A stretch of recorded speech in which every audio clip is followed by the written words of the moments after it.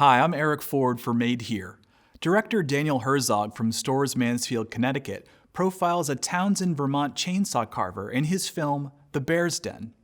Charlie reflects on his life as an outdoorsman and how his passion for the chainsaw brought him to where he is today in this fascinating biopic. Charlie's annual journey ends at the Big E in Massachusetts, where he sells his artwork to delighted fairgoers. You can watch The Bear's Den and other great Made Here films streaming on vermontpublic.org and through the PBS app. Enjoy the film, and thanks for watching.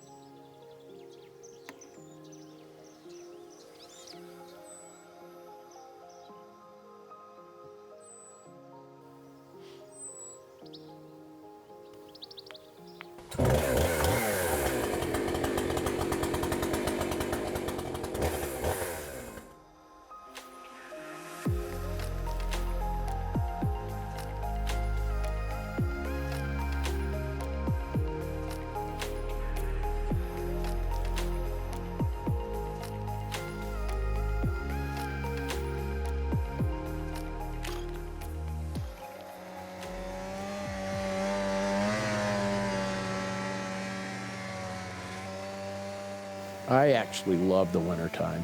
It's very tranquil to me to more or less forget some of the work. I almost have an excuse that it's 10 out and the wind's blowing with a foot of frozen snow outside where I almost can't work. In the winters, a lot of times people get time off in the winter to play in the snow and actually enjoy life. Trying to make a living here is a little tougher. I've always worked for myself, and I fit in here perfect because working for yourself, you're able to actually make a livable wage as opposed to working for somebody else, working by the hour without having a college education. With Vermont, it's a little slower paced because we don't have service per se. It's so sketchy. There's a rock over here you need to stand on. There's a corner in the parking lot of the grocery store you can make a phone call at. At the same time, it's actually the draw that people seem to like. The old-fashioned, we're years behind the rest of the country, but that is almost some of the appeal of living in Vermont, is the backwardness. Have the mom and pop stores and the little local general stores. That is older, fashioned feeling, going back like the old days.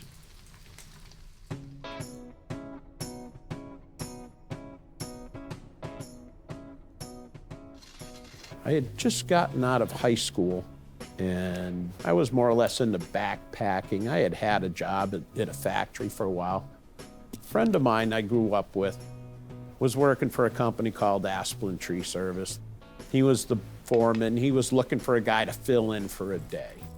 He hired me for the day and actually taught me how to run a chainsaw. I had never ran one. My father never had a chainsaw. It was the craziest thing to grab something that made so much noise, was so sharp, and just being intimidated by the machine to begin with that very first day. It was a different experience for sure. Nothing I look real forward to as far as running the chainsaw per se. It's more about what I'm accomplishing with this tool. That's actually the rewarding part of it. I'm 60 years old and I'm still running chainsaws. It's my tool of choice, I guess. So the winter tends to really let us chill out, recharge every battery we have in us, so we get a good at least 2 months off, minimal labor. I am so excited to get back carving that I wish I could. I'm really waiting for the snow to leave, but at the same time, I'm chomping at the bit to actually get back out there and start doing some work.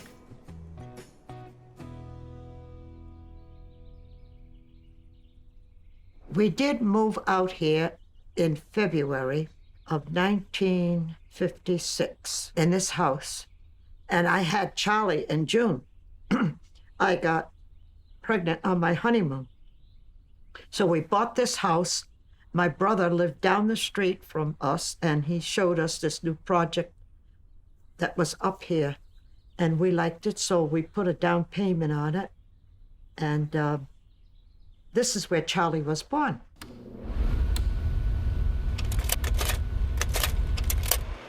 Charlie was so lovable. He slept all night and ate good, and wherever I took him, people thought he was a little girl. He was so pretty. I loved him when he was small, and he loved to play with the hose. He'd get it on, and everybody got a little bit of this and a little bit of that, especially Jeffrey. They fought tooth and nail. After a while, they got along. They became good friends. He liked making things. He always did. We bought him an erector set, and his father helped him make a big tower, and we bought Lincoln logs, and believe it or not, how he loved Lincoln logs. He was really getting into things that he loved to make things. Charlie was not college material, and he knew it. He didn't want to go to college, but he had brains. You know what I mean? He was able to learn a lot of things. That kid knew how to survive if anything would happen.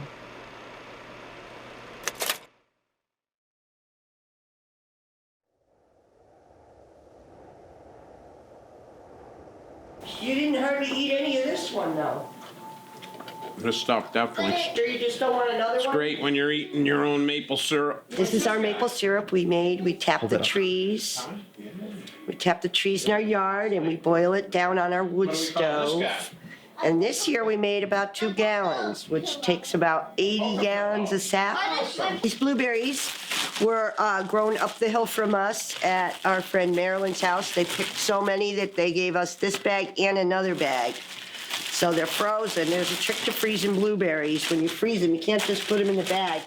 You gotta freeze them flat on a cookie sheet first, and then put them in the bag, because otherwise they get all mushy. And they're hard to use in cooking, but they work great for the pancakes. You just have to plop them on one by one after you dump the pan. You can't mix it in with the batter. You have to just put them on after you drop the batter. I don't know if this is how they do it in restaurants. Probably not, but this is how we do it.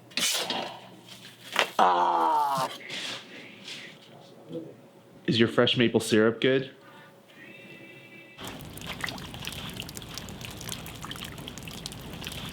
I was just gonna start my generator. I have a little pump here, Where are you planning on getting water from? The brook or the river? Well, we're coming over to do it now. It's now or never. Yeah, I'm gonna see if I can get my generator working. If we can do that, I can get it down the brook with a little pump I got here or an extension cord. And I have some barrels, and I also have my little garden cart there I got from the Big E. We'll bring a bunch of gear over and try and get you some water for the next couple days. I guess we're ready to go, Dan. Turning out to be an awesome day.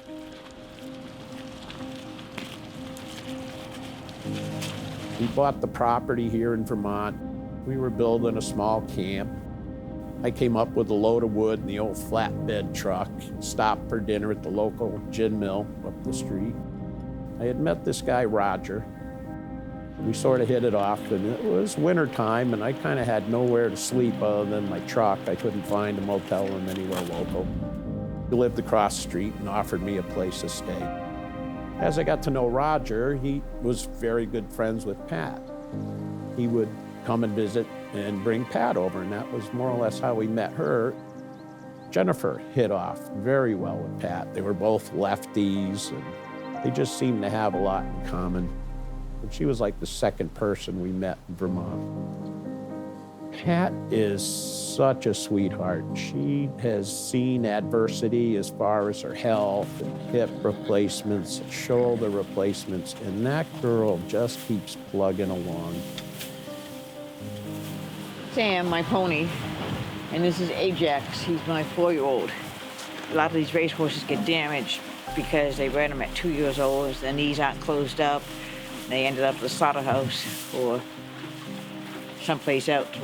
I bought him. It was a whoops, and his mother was a full horse, and his father was a Shetland pony. He's 14 hands even, so he is still a pony. But he's a large pony. Your horse creeps me out sometimes when it gets right up on you and stares at you and stuff. Yeah, he does like to be a little close.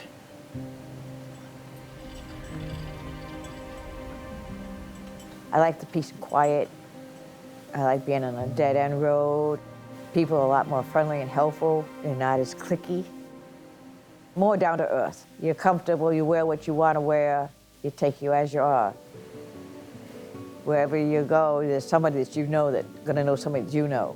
I have not found anybody in Vermont that I have been friends with that doesn't know somebody that I know already. So we do a lot of bartering around here. I mean, we don't always pay in cash. Like I got scraps of wood from my siding of my new house that are no good for me, but they're excellent for signs for the sign bearers. That's Vermont all the way around. I don't find very many people who spread their nose to helping anybody.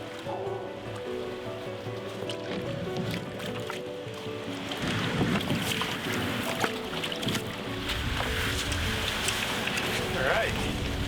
I've had horses since I was 8 years old, and I've never been without one. It's kept me going. I'm still riding at my age, which most people like, you're still riding horses. It's always an experience to get out into the woods and see stuff that you wouldn't see if you're just walking around. You get to see a lot more. I don't care if I ride so much, I just like being around them.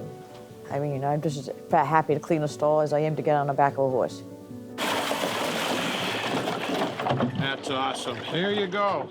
Because I do have an interest in love of horses and being outside, kept me healthier longer, helps healing process. Gives you a good spirit, refreshing type maybe thing.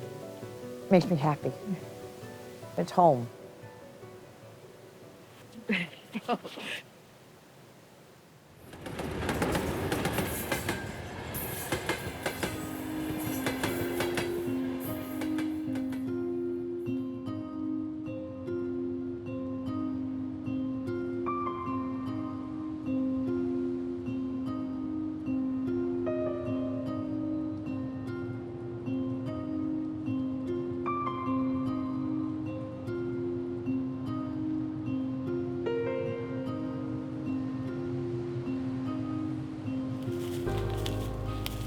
This is a very dangerous job. You have to pay attention.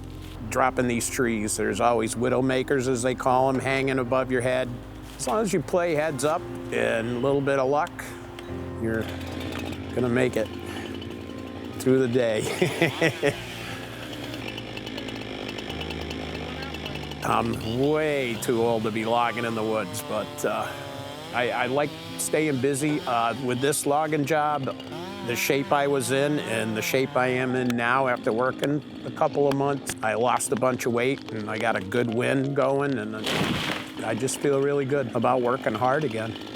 We start around 8, go out. We usually cut anywhere from 20 to 25 trees, which create close to a load and a half for a log truck to get out of here, or 1,000 board feet. We just cut and we try and do a nice job. As we're dropping the trees, we make a little bit of a mess. So we go back and cut the things that got broken and what have you and get it so it lays down, looks good.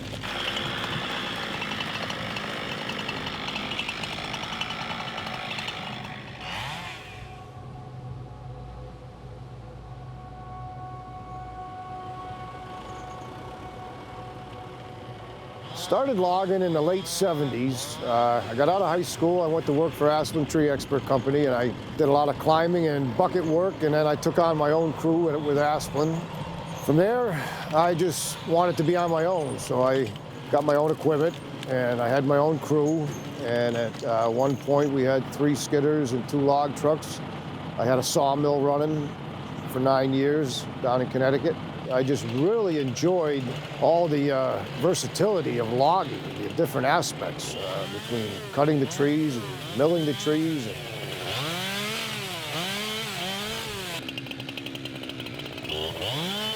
I don't want to get much closer to the road. No.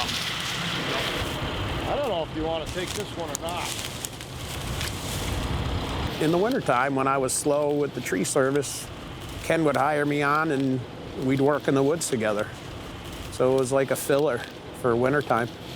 I kind of grew up with Charlie. We didn't really run in the same circle for a long time, but in high school we did for a while. I was more in the tree service, and Ken was a tree climber also, but he got into firewood and logging, and I went the other direction, more towards tree climbing. And at that point, I moved to Montana. I came back a few times, and Charlie got interested in coming out west. Over the years, we've had a couple adventures. He used to like to grab me off of one of my jobs and say, "Okay, Charlie, we're heading to Montana."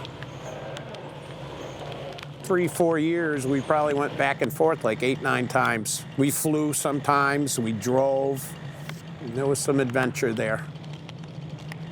He's been a big help to me this winter, I know that, to help me pull through on this job, because I normally am out here by myself. And at my age, I'm 61 years old, it's getting tough. I enjoy being out in the woods. I enjoy working for myself, and it's kind of what I know. Ken's been kind of easy on me, telling me to take a break when I need a break, when I have my old man moments.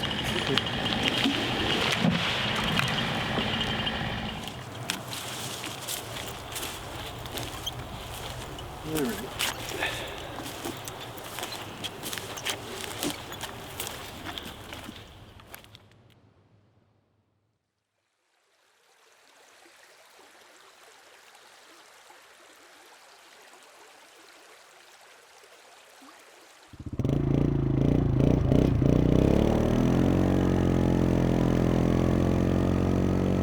I sort of felt when I was younger that I always wanted to be outside. We used to have a school at the end of our street, and there was a little brook that ran back through there called Turkey Brook.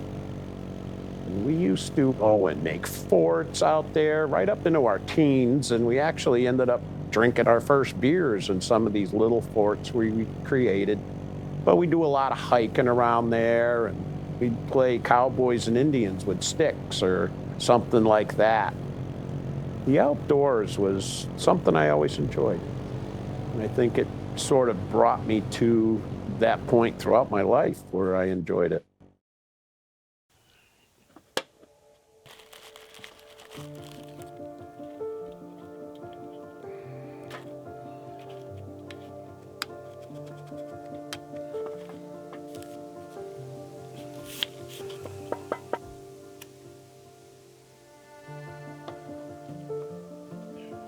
I was snow plowing in the wintertime, and I was reading the newspaper in the morning, and I came across an ad that said land starting at $5,000 and up.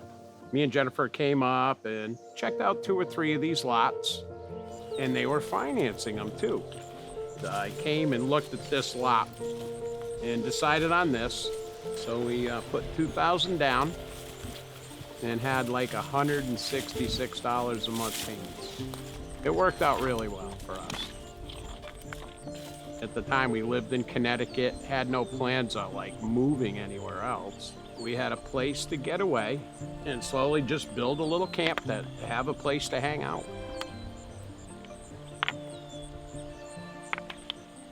When we first bought the property, I ended up with an Alaskan sawmill and lots of pine logs. So I was thinking of a way to use the material up, and we came up with sawmilling. And so this is how this camp was built, by us taking raw logs and actually milling framing lumber. So every couple of weeks I'd come up with another load of wood and tack it on. I helped a friend of mine, Ken, build a log home in Montana, where we used to go on the 4th of July, and we'd go out there periodically to do some work, logging, and I happened to help him build a log home out there.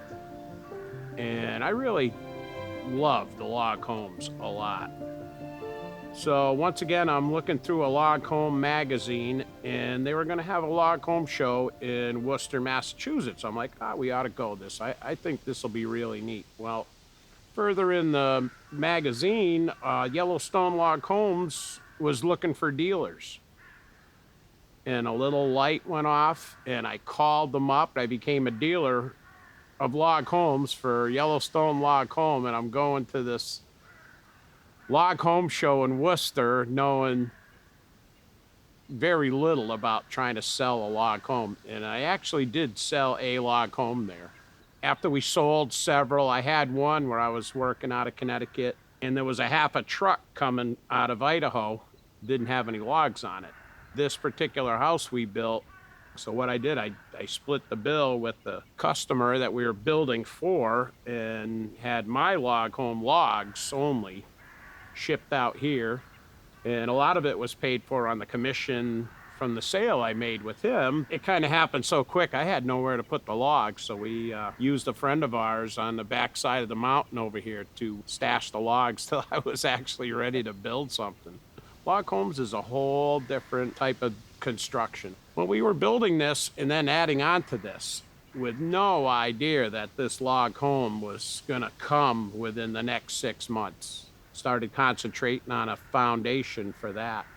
As we were building, I mean, there was times where we went broke. We were building this out of our pocket. We needed lumber, and we needed this, and we needed that. It stalled a couple times.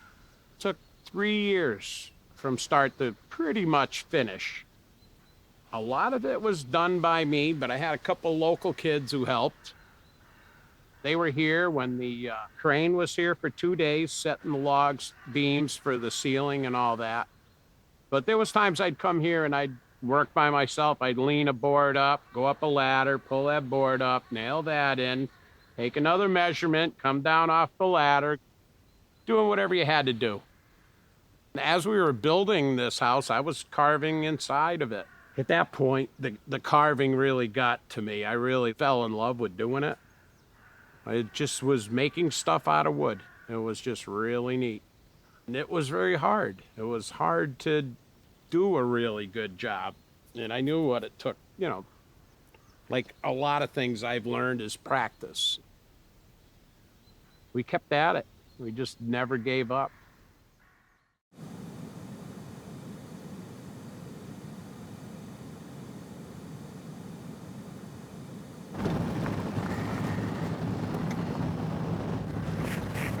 Off to get the wood, Dan.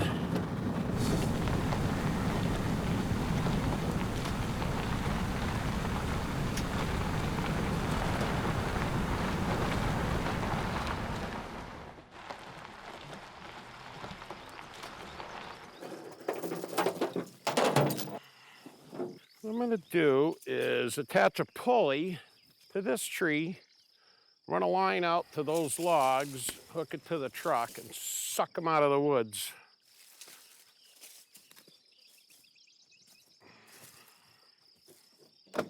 know what? The pulley ended up in the other truck.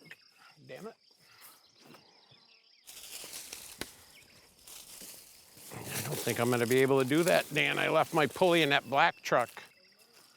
Yep. We have a day we call Dion's Monday, and it seems like we have this day where whatever I touch seems to just go wrong. Let's see, I don't know if this is going to work. Problem with doing things by hand is you got to do it by hand. Instead of a pulley, I'm going to try and just get this rope to run inside of this, and it may still work. Working by myself a lot and solving these different problems, it's a challenge in one respect, but it wears on you a little bit. Sometimes you almost feel like you want to give up. A lot of times on a day like that, I'll get on my four-wheeler or something and take my daughter, we'll go out in the woods, we'll go for a little ride, get a little downtime, stand back and look at the situation from a different perspective. I'm gonna go to that and then to the truck. I'm gonna hook it up, and then I'm gonna come in and cut it into a little shorter piece. You gotta use these special bowline knots. Once I pull tight on them, I still should be able to get them undone. What the hell? Theoretically, I can make stuff work. I think I gained weight on that grinder today. This is one of those mistakes that I learned an important lesson. Don't forget your pulley. I think it's more or less a Vermont thing, being hands-on. We tend to have some friends who do come up, and I do tend to get some help, but I have worked with other people who've even mentioned to me, I can tell you work alone a lot because of the way I go about things. A little bit mechanical about it and not working like with that other person.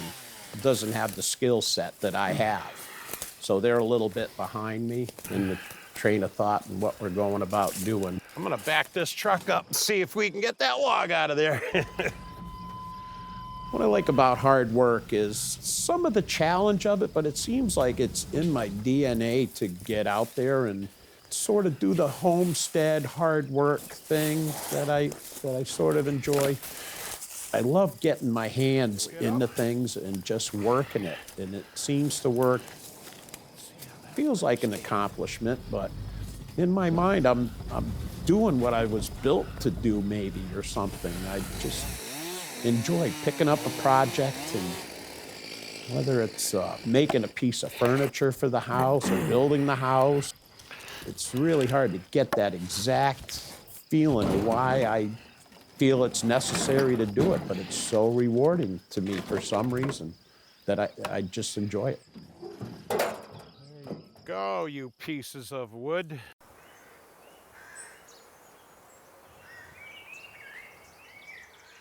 When I had my tree service, I just always felt like with the spare wood, try and make something out of it. I don't know what really drew me to it. I had seen another chainsaw carver at one time. I just thought that'd be the coolest thing in the world to be able to do that, but I just never thought in a million years I could attempt to even try and do what this guy had done. It really amazed me. A little bit of a dream come true to actually be able to do this. So maybe in the back of my mind, as I was trying to just make table slabs and different things, I was trying to attempt it. The music sets the tone for my work. Time means almost nothing. I do seem to drift off somewhere else into another dimension or space.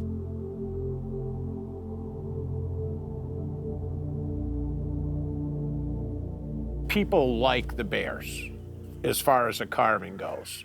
I have like a little bit of a bear attitude, I think, anyways, a little bit. I've been called bear a couple times by a few people. Size and height.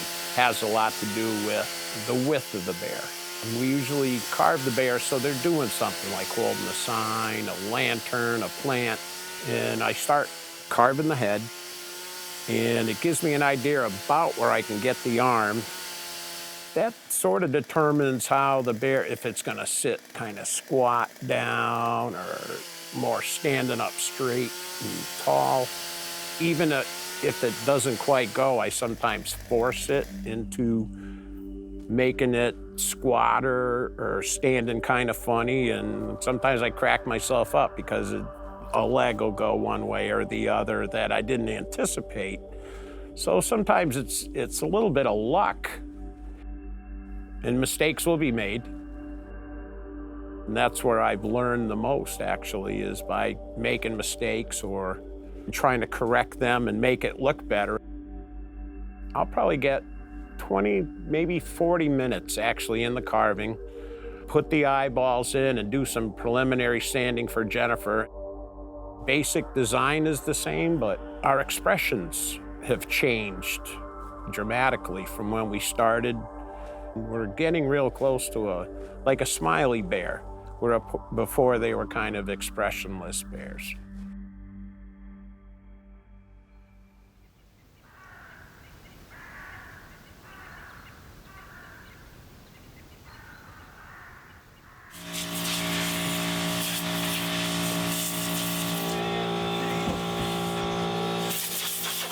I was always doodling and drawing. I wasn't too bad at it. And a few people said, oh, I always knew you'd be some kind of artist. When I'm out there working, I'm in my own little world, you know? I'm just me and my bear. My mind wanders, so sometimes you think of something new or you see somebody else's work.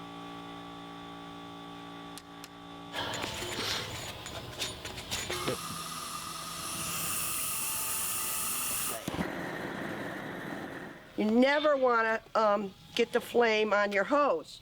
You will blow up. You never want to have this in proximity to your flame. You will blow up. Same thing with this. You must be careful. There's a reason there's a little connector here, because Jen accidentally cleaned her tool and put it down, and it put a hole in it because it was hot. Fire extinguisher. Although I do have a real fire extinguisher in my shop, in case it gets out of hand. And when I get them, they're all raw wood. And so I have a torch, and I burn them up with a torch to get them browned. Some people paint them, some people stain them, we burn them. And then I sand off the snout and the ears. Even it out a little. I can kind of tweak it a little and round it off, because the chainsaw is not able to round things off. Everyone's different. Everyone's different in the face. Some have a longer nose, some a shorter nose. Sometimes the eyes are a little off or the ears are different. I know some bears I go, wow, this one's really good. I love this one. And then some bears I go, I hate this bear. I remember that bear until I sell it.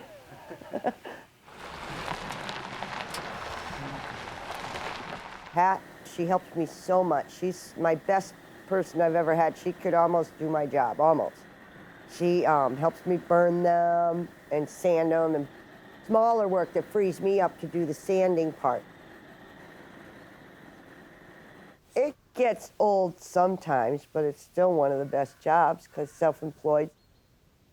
I don't have to answer to anyone but me and Charlie, but I like it and we make a good team. The first time I ever met Jennifer, me and a friend, he had a landscaping company, had a company picnic. There was this guy, Charlie, there, but he was with another girl, so I didn't really look at him. She was very outgoing. She was very bubbly and had a lot of energy. A year or so went by, and I hadn't seen her. I remember when I first saw him at the bar, he was sitting in a bar stool, leaning back with his leather vest on, and just full of himself. One of the first dates we had a Christmas tree burning party, which we have every year. And she thought it was like, we're going to hang out in somebody's house on the lake and burn some brush or something, and we had like 100 trees on the beach, everybody hanging around a big bonfire. When I had my lunch truck at Bradley Airport, Charlie would drive up with his big dump truck and a couple of helper guys with his big 3-inch logging boots on. So they were rough and tough guys coming. He'd come and swing me around, and they're like, "That's your boyfriend?" Yeah. Climbs trees and plays with chainsaws. When I sold my lunch truck, I had to get a different vehicle because I was driving my lunch truck all the time. So I got a van, and we ended up just driving down and sleeping in our van for 2 weeks. We went to Speed Weeks. And I had never been to Florida. I don't think at that point I ever really traveled all that far. You know, carpet and mattress in the back, a couple sand chairs, a grill, a cooler. We were good. That was a real nice experience. That was a lot of fun.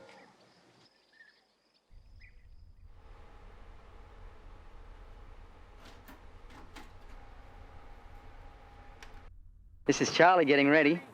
Hey, Charles! Coming into the church.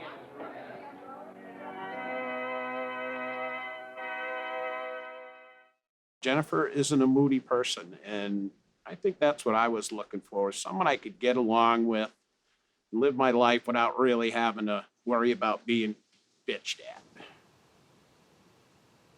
We were at the Harley swap meet at Stafford Motor Speedway, and we were staying overnight. We had a tent and stuff. We were drinking all day and this and that. We were having a really good time. I don't know what it was, but the mood struck me, and I got down on one knee and asked her if she'd marry me. You know, to think back on it, it was kind of an odd thing to do at a biker rally. For some reason, it came out of me. We got married at the Catholic Church, mostly for Charlie's mom. Even though I'm not Catholic, I went through all the classes. And our reception was at a friend's house on Crystal Lake. We must have had over 100 people. We had like 230 people. We took a honeymoon to Lake Tahoe. We were driving through the redwood forests. Charlie was driving, and I had to make him stop and let me drive because we were going to crash because he's driving like this, looking at all the big trees. That was really neat, though, checking out Northern California like that.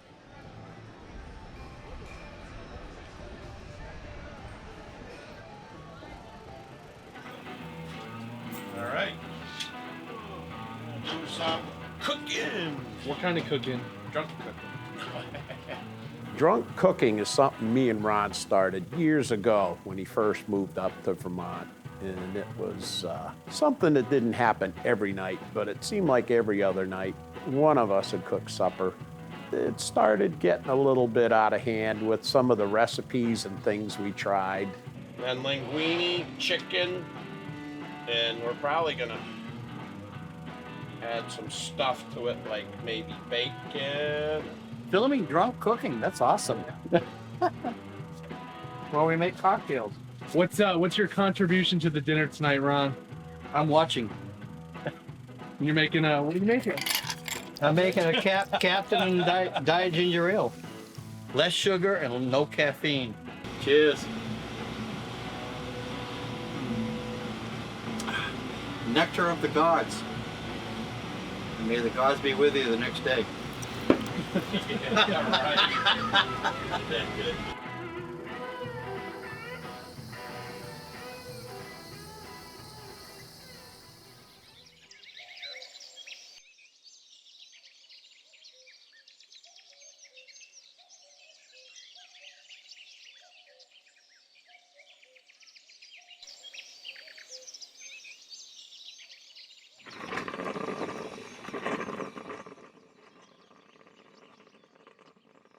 Is this kind of like your morning routine? You read? I do. I wake up a little bit. Those guys laugh at me a little bit, but I just don't wake up good, you know. I need to chill out for a little while in the morning just to wake up. These are my high blood pressure medicine. Oh, geez. What's today, Monday? We'll start with Monday. I'm not sure the name of it, but then a baby aspirin. It should keep the ticker going today.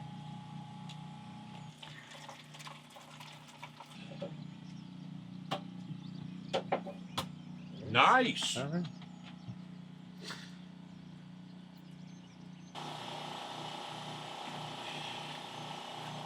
Are you starting to feel old now? A little bit, yeah. A little bit? Yeah. Glad I don't build anymore or climb trees at least. I think there's enough people that come to the Big E that I don't think we'll have to worry about having too many bears out there where people don't need them anymore because everybody has a bear. So that's a good thing. We can keep coming. Guess we're ready for another day. Fancy place to put the key.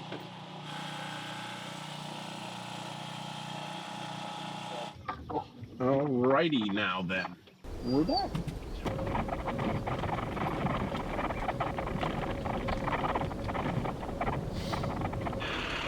Excited about the Big E.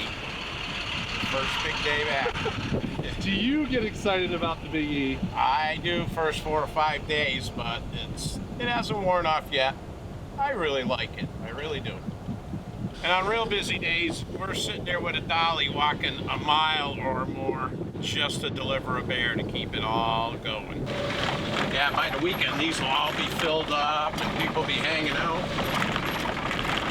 There's some pretty good parties here, too.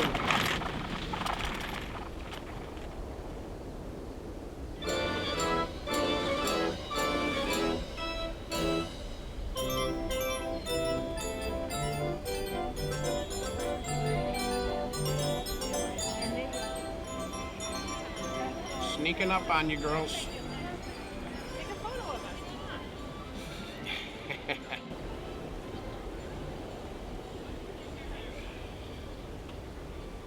Here we are, home for 17 days.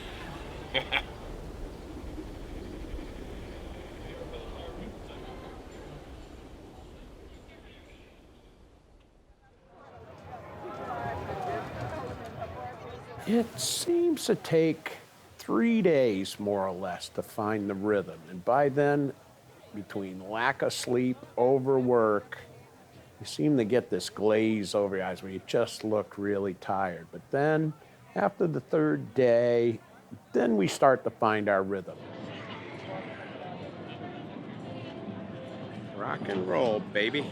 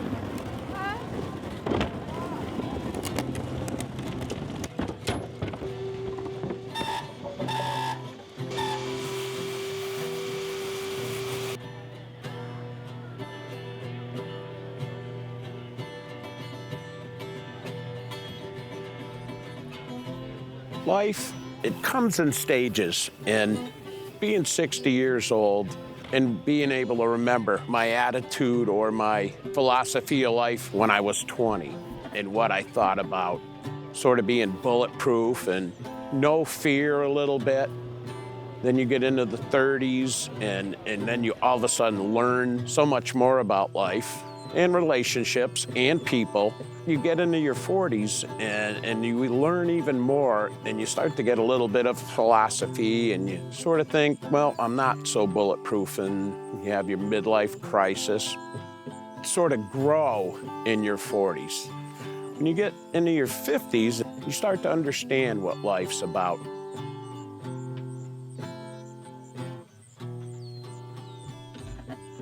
It seems like in your 50s, you understand what your parents were actually trying to tell you as you were growing up. Now, in my 60s, you tend to see a little bit more of the big picture. You know, you start to think, yeah, I may have another so many more years. Life seems to become real all of a sudden, you know, and you want to try and live every day at the fullest. Who knows what the 70s will bring?